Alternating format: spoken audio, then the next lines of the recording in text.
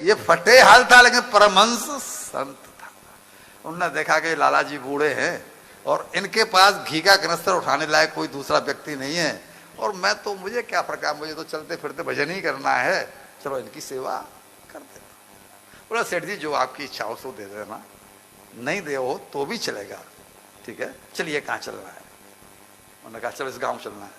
वो चल पड़ा घी के कनस्तर को धर के, लेकिन जब थोड़ी सी दूर आगे चला तो फिर बोला कि सेठ जी मैं आपसे एक बात तो कहना भूल ही गया। सेठ जी के प्राण सूख गए। क्यों?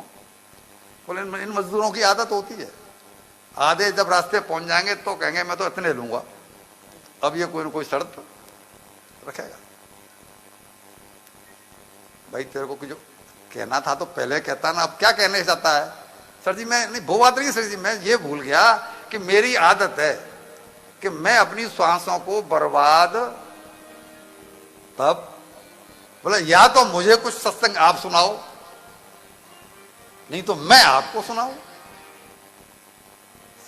बिना सत्संग के ये श्वासें बर्बाद नहीं करता मैं, इसलिए आपसे कह रहा हूं।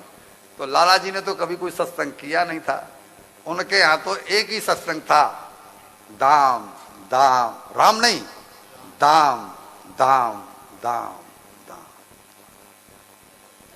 अब वो पिंड छुड़ाने के लिए बोला कौन झमेले में पड़ा यार, ये क्या मुसीबत लग गई। बोला भाई तू ही सुना जो तू जानता हो, मैं कुछ नहीं जानता, मुझे कुछ नहीं आता, तू ही सुना दे।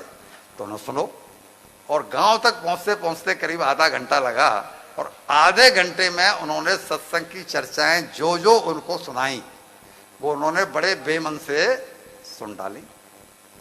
जब गांव में पहुंच गए तो लाला जी को लगा कि भजन तो काफी था और ये आदमी थक भी गया हुआ, तो उसको चने दिए और गुड़ दिया और पानी पिलाया।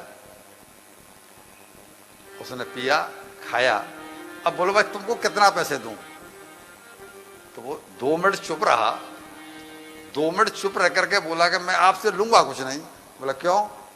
बोले कल शाम को 6 बजे तक आप मर जाओगे, कल शाम को 6 बजे आपकी मृत्यु है, अब आपसे क्या लेना देना।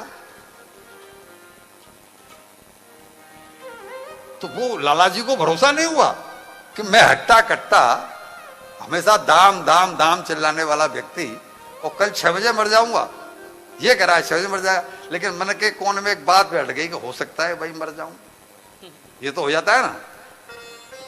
कभी कभी हम सपना देख लेते हैं, अब सपना तो सपना है लेकिन बात बढ़ जाती है, सपना आया तो था, वो उसने कही तो थी।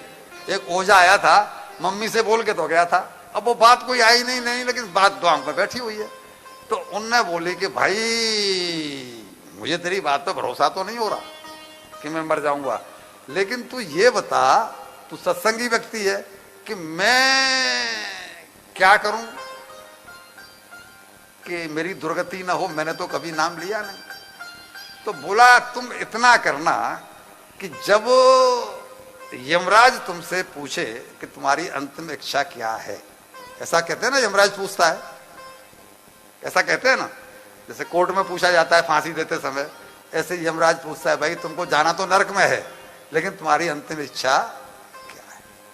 तो उसने भी कह दिया तुम जाकर के केवल इतना कहना कि महाराज मैं जो है ना वो नरक में, जो आप मुझे नरक स्वर्ग जो भी दुख सुख देना चाहते हो वो मुझे सब स्वीकार है, लेकिन मैं उसको भोगना नहीं चाहता, देखना चाहता। सूत्र युक्ति कथा से पहले मैंने पहले दिन कही थी कि यहां से युक्तियां मिलेंगी। मैं उसको भोगना नहीं चाहता, मैं उसको देखना चाहता हूं। यही हुआ। दूसरे दिन 6 बजे सेठ जी यमदूत आए, पहुंच गए। यमराज ने पूछा तो बोला जी आपने जब मेरी पूछा है कि आपकी तेरी अंतिम इच्छा क्या है, इसका मतलब आप मेरी अंतिम इच्छा तो पूरी करेंगे ही। तो उन्हें थोड़ी मालूम था कि इसको कोई गुरु मिल गया है, यमराज को थोड़ी मालूम था। तो हाँ करेंगे। बोलो क्या अंतिम इच्छा है?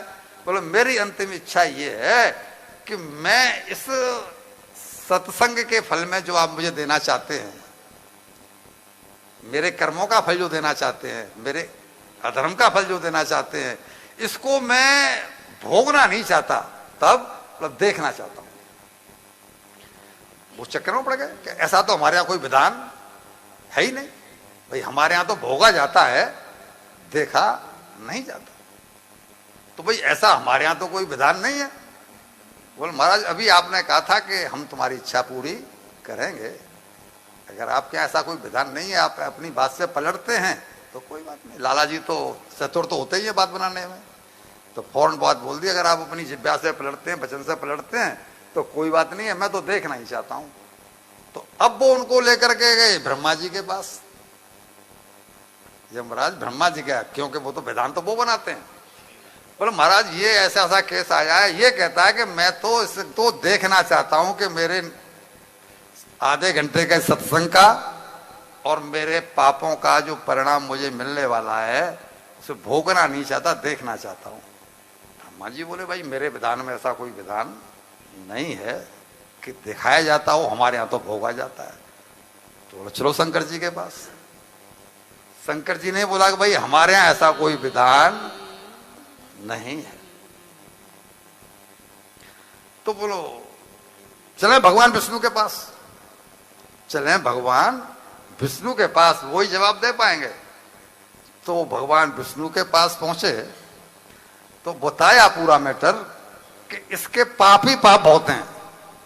पुण्य के नाम पर इसका आधे घंटे का सत्संग है, पापी पाप हैं, मतलब इसने कभी पुण्य किया नहीं।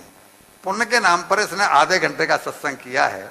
आधे घंटे के सत्संग का फल देने के लिए हमने इससे पूछा कि तू इसका फल क्या चाहता है, तो ये बोला कि मैं चाहता नहीं हूं, मैं देखना चाहता हूं, भोगना नहीं चाहता। आप पुण्य के बदले मुझे स्वर्ग में नहीं चाहिए, मुझे तो देखना है।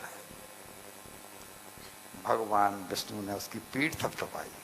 थपथपा लो।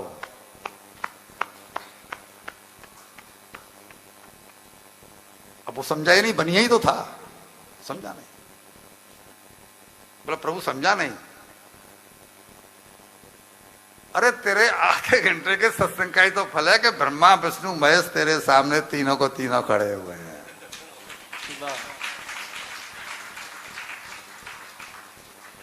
तू क्या समझ रहा है कि तेरी वजह से हम यहां पर हैं?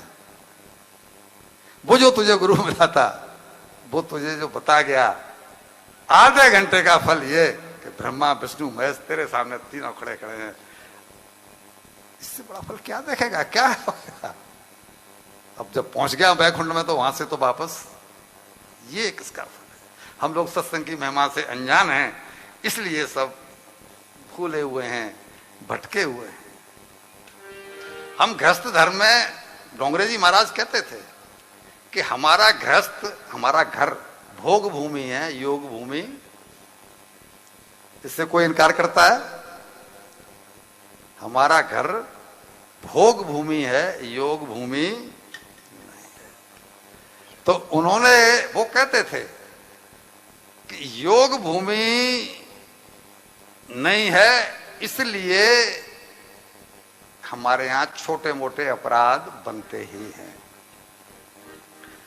और तुलसी जी ने भी क्लियर कहा है कि बिन सत्संगन हर कथा तेह बिन मोह न भाग, मोह गए बिन राम पद होय न दृढ़ अनुराग। मोह हम गृहस्थ का मतलब ही मोह है।